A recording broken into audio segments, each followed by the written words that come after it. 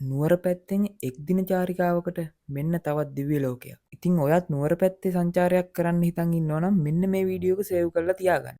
අද අපි ගමන් අරඹන්නේ හුන්නස්ගිරි නගරයේ සිට මීමුරේ දක්වා දිවෙන ලංකාවේ තවත් ලස්සනම පාරක් දිගේ. පැරණි වතු බංගලා පසු කරමින් තේවතු මැදින් ඝන කැලෑවල් මැදින් වැටුණු මේ මාර්ගය නම් දිව්‍ය ලෝකයටමයි යන්නේ. මීමුරේ පාරේ අපි දැන් කිලෝමීටර් 7ක් ඇවිත් ඉවරයි. අද දවසේ පළමු සංචාරක නැරඹුම ඉදිරියේ ඇත. ඒ තමයි ඩින්ස්ටන් පුංචි ලෝකාන්තය. මීමුරේ සංචාරය කරන්න ඉන්න ඔයාට යන අතරමඟ ඩින්ස්ටන් පුංචි ලෝකාන්තය බලන්න පුළුවන්. රුපියල් 70ක් වෙන මුදලක් ගෙවා ප්‍රවේශ පත්‍ර අරන් මේ ගමන අරඹන්න පුළුවන්. ඉතින් මෙතැන් පටන් පාගමනින් කිලෝමීටර් 1ක් පමණ ඉදිරියට ගිය විට මනරම් පරිසර පද්ධතිය මැදින් සුළං වැදි වැදි ඉදිරියට යන ඔයාට මේ වගේ ෆයිනස් කැලෑවක් මැදින් යන්න වෙනවා. පඩිපෙළ මාර්ගය ඇති නිසා ගමන පහසුය. ගිමන් හැරීමට මෙන්න මේ වගේ ස්ථානද ඔබට හමු වෙනවා. ඉතින් විනෝද වෙමින් විඳිමින් යන ඔයාගේ ආරක්ෂාව ගැනත් පොඩ්ඩක් හිතන්න. දැන් අපි අපේ ගමනාන්තයට ඉතා ආසන්න වී ඇත. සුළංසර වැඩි අතර ඉදිරිය හොඳින් පැහැදිලිව දිස් වෙනවා. නමුත් උදේ කාලේ නම් දැඩි බිඳුමක් පැවතිය හැකියි. එහෙනම් මේ තමයි ඩින්ස්ටන් පුංචි ලෝකාන්තය. ඉදිරියේ දල බෑවුමක් වන අතර මින් පහළ බලන ඔබට උඩදුම්බර නගරය, කළුගල, මඩුගල්ල, මහියංගනය මාර්ගය ආදිය පැහැදිලිව දිස් වෙනු ඇත.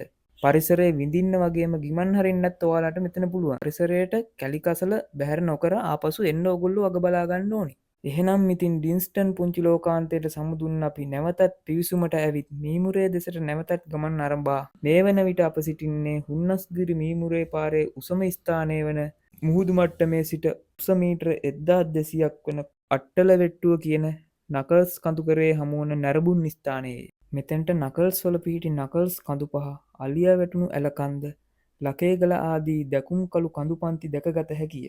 මදක් ගිමන් හරන අපි මීමුරේ දෙසට නොයා නකල්ස් මැදින් තංගප්පුවට දිවෙන කැලෑ මාර්ගයට පිවිසෙනුයේ රංගලට යෑම සඳහායි.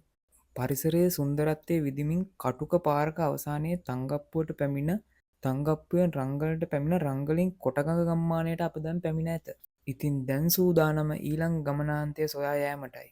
මෝටර් සයිකලය මේ ලී පාලම ළඟ දාලා පාලමෙන් එගොඩ වුණු ගමන් හමුවුණු මේ ගෙදර ඉන්න ගැමියගෙන් මාර්ග විස්තරය අහගෙන තමයි මේ ගමන යන්න උනේ. වේලාව සවස 3ක් පසු වී ඇත. කාලගුණයේ ෂණයෙන් වෙනස් වන කලාපයක් නිසා බෑග් මෙම නිවසේ තබා ඉටිකොළ වලින් සාදාගත් වැහි කබාද පැළඳගෙනම ගමන ආරම්භ කරා. වැඩි දුරක් යන්න කලින්ම වැස්සෙන් බාධා එල්ල වුණු නිසා දිවා ආහාරයට ගෙන කෙසෙල් කොළේ ඔතන ලද බත් මුල ලිහා කෑමට පටන් ගත්තේ මෙන්න මේ ගල් ඇන්ද යට සිටයි. ඉන් අනතුරුව මදක් වැස්ස අඩු වෙනකන් ඉඳලා තමයි නැවතත් ගමන පටන් ගත්තේ. ඔයාලත් එනවනම් ඕනෑම කාලගුණ තත්වයකට සූදානම් වෙන්න. වැස්ස අඩුවීමත් සමග සුළං සමග ඝන මීදුම් වලාවලින් අප වෙලා ගත්තේ හිරිගඩු පිපෙන තරම් සීතලකුත් සමගයි. හැබැයි විනෝදයි. අපි එකිනෙකාට නොපෙනෙන තරම් මීදුම් මැද කටහඬ ඇහෙන දෙසට ගමන් කිරීමට සිදු වුණා. මේ ගමන හිතන තරම් ලේසි නෑ. මොකද පාරත් නොදැන ආපු නිසා.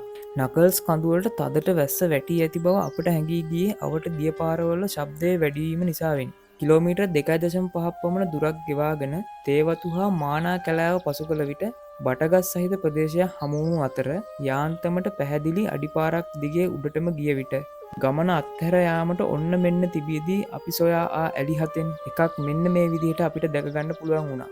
සුළං හා ජලපහරේ වේගය වැඩි වෙමින් පවතින නිසා ළඟටම නොගොස් දිය ඇල්ල නැරඹූ අපි ඔළුවේ සිට කන කූඩල්ලන් අයින් කරගෙන නැවතත් පල්ලම් බහින්න පටන් ගත්තේ වේලාව සවස 5:20ත් පසු වී තිබීම නිසා.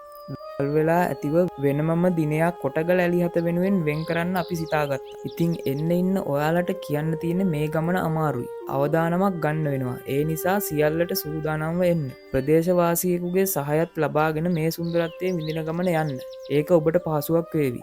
මේ කරුණත් හොඳින් මතක තබා ගන්න. නකල්ස් කියන්නේ ශ්‍රී ලංකාවේ සංරක්ෂිත වනාන්තරයක් වන අතර කැලෑවට ඇතුල් වීමේදී වන සංරක්ෂණ දෙපාර්තමේන්තුවේ අවසරය හා උපදෙස් ලබාගෙනම එන්න. මේ පරිසර පද්ධතිය පණ දෙවැනි කොට රැකගන්න. ඉතින් අද සංචාරය තුටු සිතින් නිමා කර රංගොල්ට ගොස් රංගලින් නුවරටත් ගොස් අවසන් කිරීමට තමයි අපේ බලාපොරොත්තු. එහෙනම් ඉතින් තවත් දිනක හමු වෙන තුරු අදට සමුගන්නම්. මේ ගමන එන්න ඉන්න ඔයාලා හැවොම පරිසරය විනාශ නොකර කැලිකසල් බැහැර නොකර පියසටහන් පමණ ඉතිරි කර යන්න වග බලා ගන්න.